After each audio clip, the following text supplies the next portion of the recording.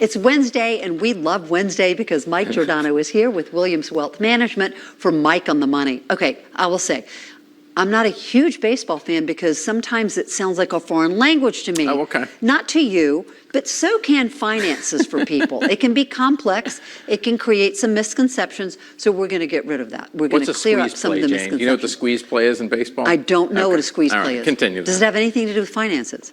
I don't know. You are good with analogies. Okay, we'll think of that. Misconception number one. This is it. Type of account that determines your return.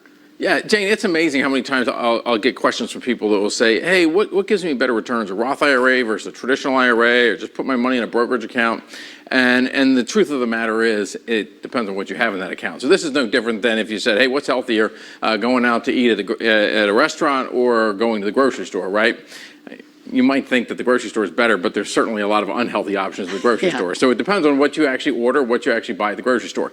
Same thing here. What you invest in your account is really what matters. Stocks versus bonds versus cash, what types of stocks you own, growth stocks versus value stocks. So it's really the investments inside the account, not necessarily the account. Okay, let's take a look at estate planning. Some people think estate planning is just kind of shuffling some paperwork around. Yeah, wills, trusts. Yeah. Beneficiaries, all these things are important, right? It's really important that if you need a trust, you have it set up. If, you need a will, you have the will in place, that you have the proper beneficiaries on your accounts. Countless times I've seen people have improper beneficiaries. Someone dies, now all of a sudden it creates a whole bunch of problems getting your money from your siblings who don't want to give it to you, right? So yeah, it's really important that you have all that kind of stuff in place, but it's also important that you understand it's not just setting up a trust, just like on the previous example. It depends on what types of investments you put in that trust, what types of investments do you put outside the trust, how do you manage money between different types of retirement accounts in order to grow your inheritance or pass on your legacy.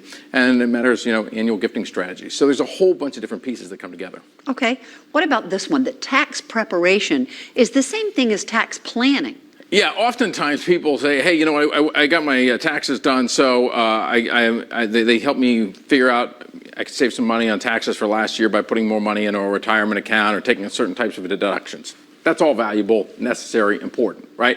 But that's different than looking ahead and saying, oh, I got a massive tax liability sitting within my traditional IRA or my 401k, and is there a way that I can alleviate that? Because we're talking about moves, depending on the size of the accounts, that could be tens to hundreds of thousands of dollars. So it's basically forward-looking and seeing what kind of tax moves you can make into the future. Okay, a financial plan is the same as financial planning. Right. That's tricky. Well, plan and planning are very similar words, right, Jane? Yeah, they are words. But we're talking about something completely different. I mean, think about your own life. The viewers, hopefully, they can think about their own life.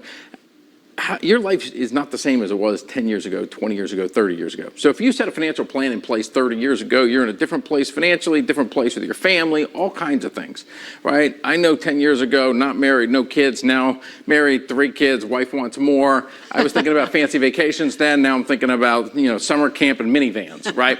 So life is constantly evolving, and you want your financial plan to evolve with it so that you have your money working towards your life today and not stuck in the past. There you go. So planning is ongoing. Planning is ongoing. Whether you're doing it by yourself or with a financial professional, it's important to have that ongoing conversation. I'm going to get some peanuts and popcorn and look up squeeze play now. Mike Giordano, thank you very much.